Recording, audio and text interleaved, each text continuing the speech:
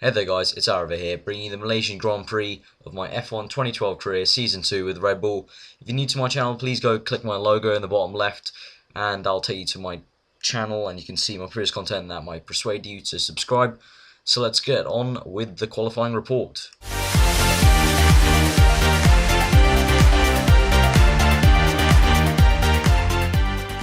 So nothing much to report really in qualifying for Q1 and Q2.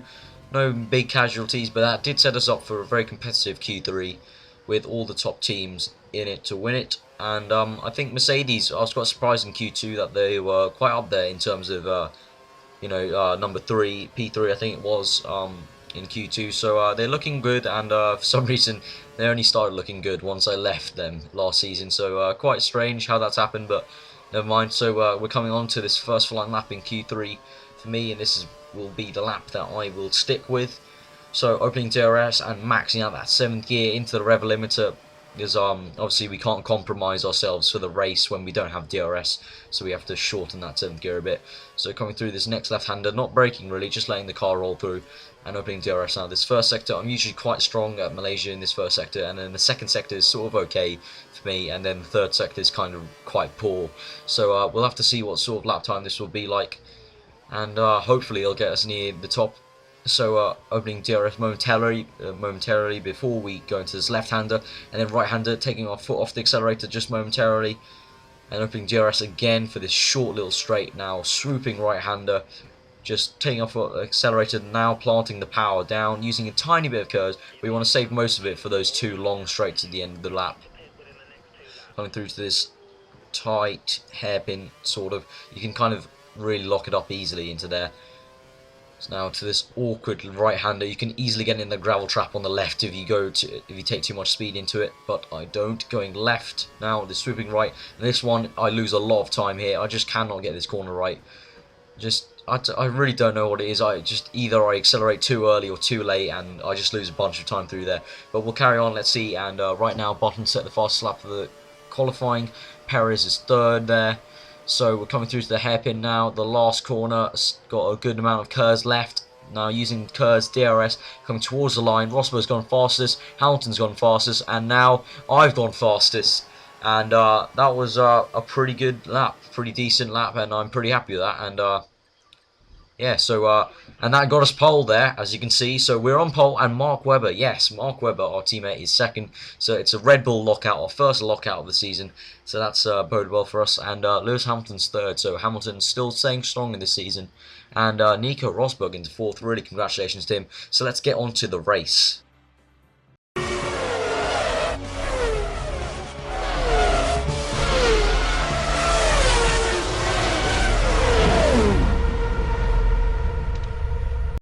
So we're here on pole for the race. Mark Webber, my teammate, on my left, and it's a Red Bull lockout. 5 red lights, revving up, and we are off for this Grand Prix race. And Mark Webber getting an okay start. I've got a pretty good start, but as usual, the AI just aren't very quick off the line, even on Legendary. So coming through to the first corner now, just gingerly breaking through. Don't want to lock up right now. And it looks like the AI having some fights behind me. It shouldn't be a problem though. We come to the second corner, and now we're just going to pull away, and let's see what's happening in the back. I think Webber's been taken by Hamilton and Rosberg there. Yeah, he has. So he's been squeezed out onto the outside. So it looks like Hamilton's 2nd now, and that's going to be a bit worrying because he did chase me down just right till the end in the Australian Grand Prix. So we're going to have to, watch out for him. I think I might my pit stops set for lap 7, so I think that might be probably the latest stop of all of them. So I might lead this race from start to finish, hopefully. But we'll have to see. Obviously Hamilton, that Mclaren is pretty beastly. I was quite surprised that Mclaren is quite strong, especially on Legendary now. They're really fast, and I guess it's because Codemasters sort of have to do the performance, in terms of the tiering system of the AI, sort of probably, I would say probably around maybe Canada, probably they finalised the performance. So back then Red Bull weren't the strongest, and I think McLaren were probably the strongest back in Canada. So I think that's why the McLaren is just so great on this game. And I think that's why usually you see on the internet, like, loads of people posting the fastest lap times, and they always do it in McLaren. So I think that sort of proves that maybe it's probably the fastest car in this game. But nevertheless, we are on Red Bull, as we've got this contract, and I'm the #1 driver. I'm in the driving seat right now, and I'm really doing what a usual Red Bull driver would do. Sebastian Vettel. So yeah, I'm really just controlling this race right now. But Hamilton's still only 1.3 behind us, so we're gonna have to watch out. And as I've said before in the Australian Grand Prix, it seems the AI always put aggressive fuel strategy on, so they're always really punchy and quick off the line, and they do have some real good pace at the beginning. But hopefully that should level off. I'm on normal fuel, so once it gets to the end of the race, I should be able to push, and they'll probably have to fall back. Hopefully, that's the hope. You know, it's all kind of theoretical hope, but so far it's going well. Ooh, nearly got on the grass there a bit. And now Hamilton is catching up to us a tiny bit. I can see on the mini-map here. It looks like he's a bit closer. Rosberg's keeping up with him, and I think Webber's fallen back even more. Yeah, Webber's all the way down to, what's that, 5th place? Really poor there. That's going to hurt us in the Constructors if Button is there in 4th. So, the end of Sector 2. Let's see how much time we've gained. 5.5. Okay, usually, sometimes when I do a casual race on Malaysia, I can gain about 5.8, so I've dropped a tiny bit of time. I could have made up a bit more on the second lap, but we have a few laps to go until our pit stop, and I don't want to wreck the tyres too much.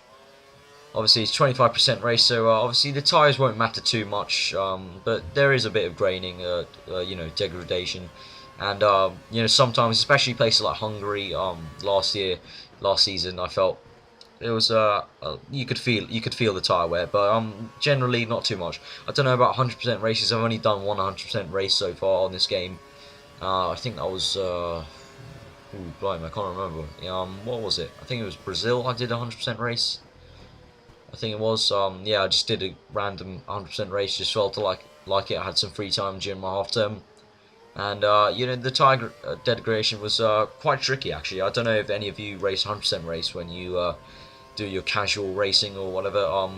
Tell me if you have some problems with tyre degradation. I didn't feel too much in the 100% race.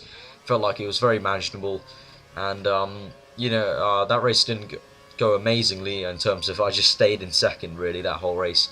It just felt like in a 100% race you couldn't push as much, you know, due to the whole kind of looking after the tyres.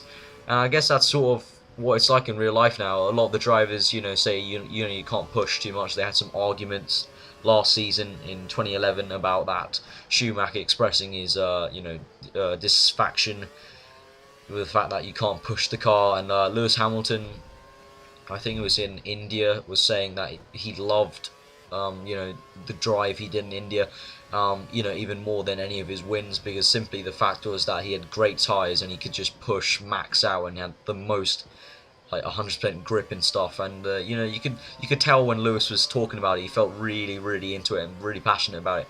So I think, you know, some of the drivers definitely do feel a bit annoyed that you can't really push completely, especially, you know, proper like aggressive racers like Hamilton who want to just go all out every single lap. I think probably the new Pirelli tyres have sort of affected their style, but not too much. I know people like Sebastian Vettel probably gained from the tyre change to Pirelli, because obviously Sebastian Vettel can be cautious when he needs to, and also quite aggressive, as we've seen in qualifying. He is a one-lap master most of the time if his car doesn't fail him or run out of fuel like in Abu Dhabi.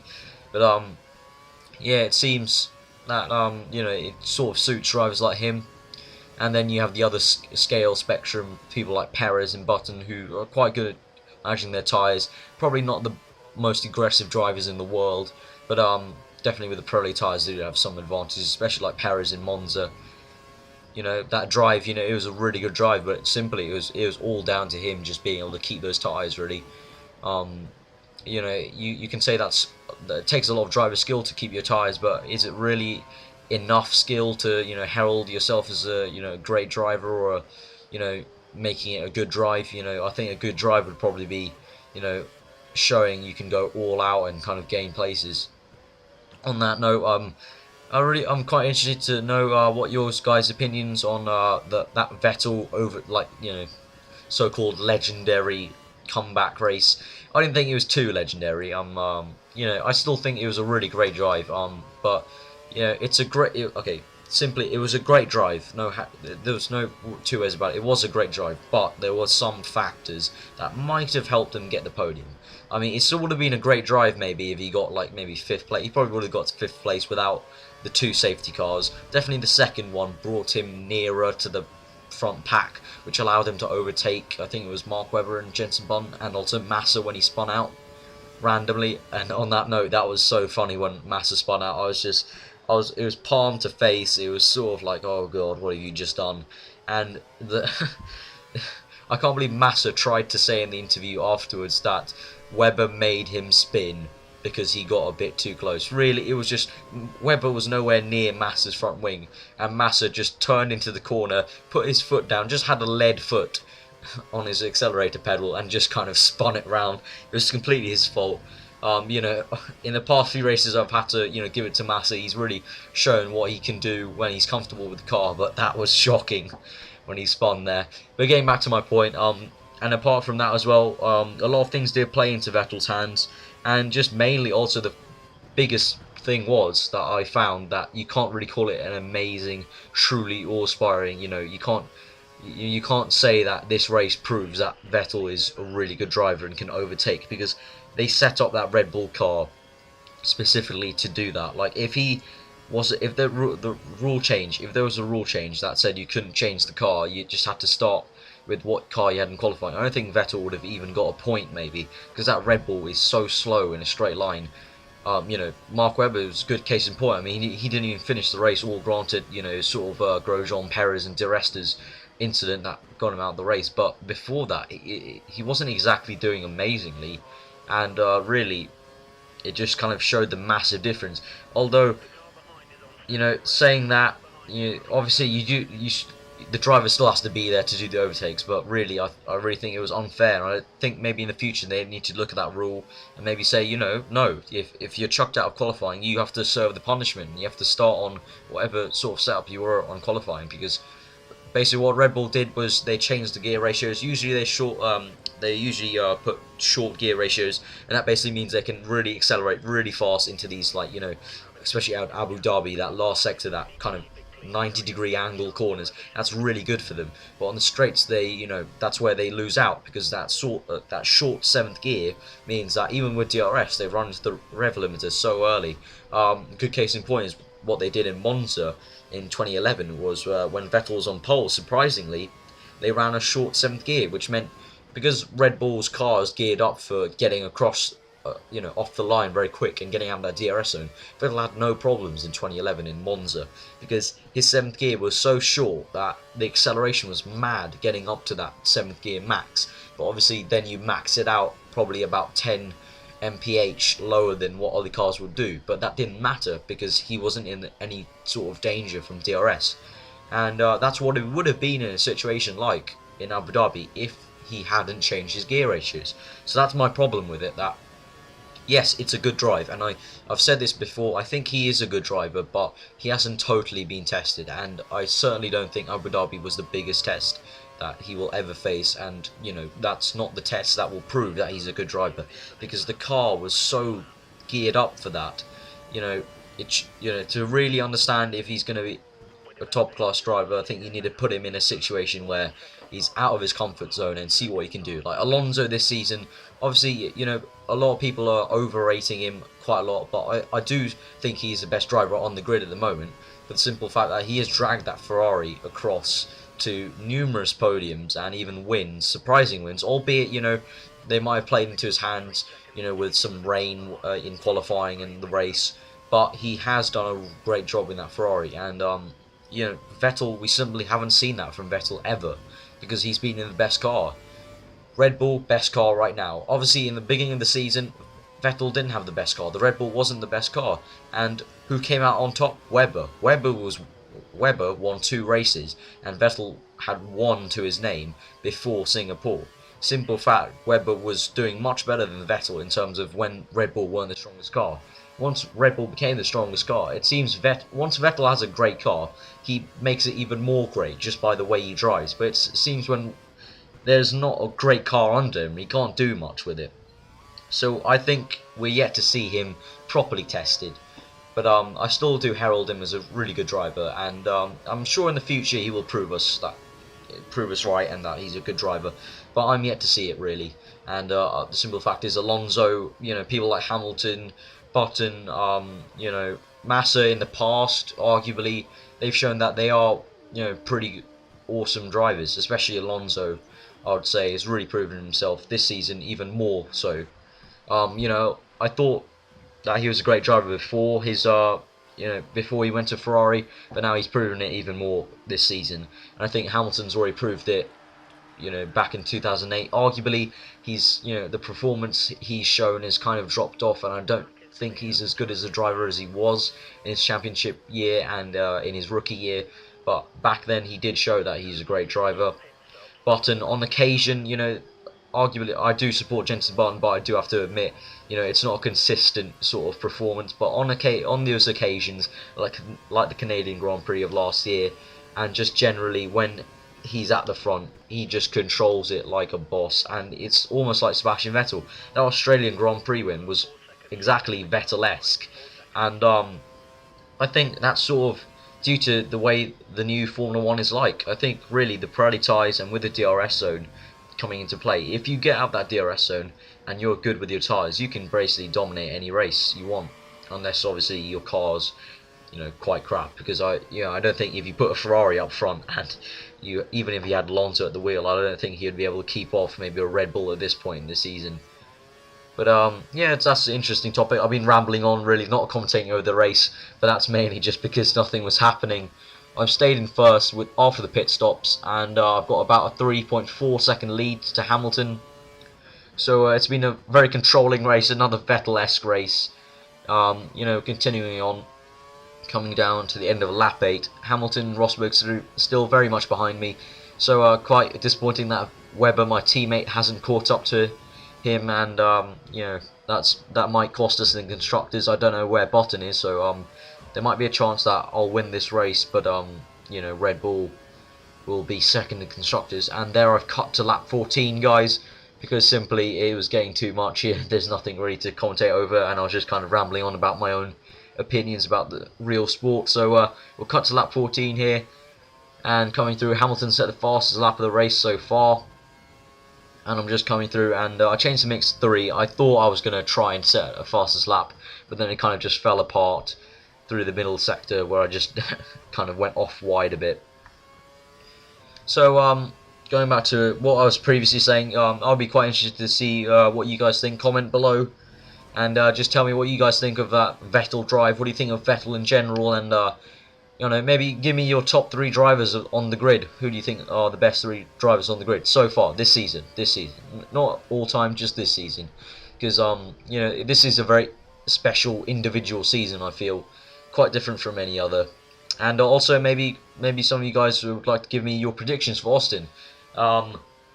Really, my heart and my hope is saying that Alonso and Ferrari are going to have a big upgrade, and they're going to be fighting for the win with Vettel, and hopefully maybe my heart wants Alonso to win that Austin Grand Prix, and because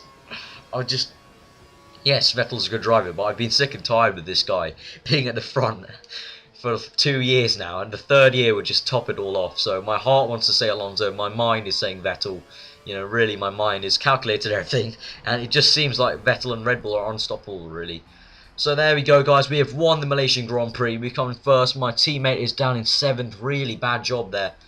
As you can see there, I've got a new helmet there, designed from the Australian Grand Prix. I've decided to do a Vettel kind of thing, where I'm going to be retiring a helmet every time I win. So I will retire this helmet today as well. And as you see there, I got a trophy there before, keeping it clean, meaning I didn't touch any single car throughout the whole race. Pretty much because I didn't get close to any car. There we go, and wow, Chris Kane got ahead of the Caterhams there, so it seems HRT have improved. And Kimi Raikkonen in 10th, really poor for him, quite strange. And there you go, the Mercedes 3 and 4, really random boost in performance, maybe after I left them. And there we go, in the championship there, I am first, 50 points on the board. Hamilton's only 14 points behind me though, so he is very close indeed. And we're still first in constructors, so that's very good. But by only 9 points. 9 points is quite small. That could easily be undone in the next race. but hopefully not.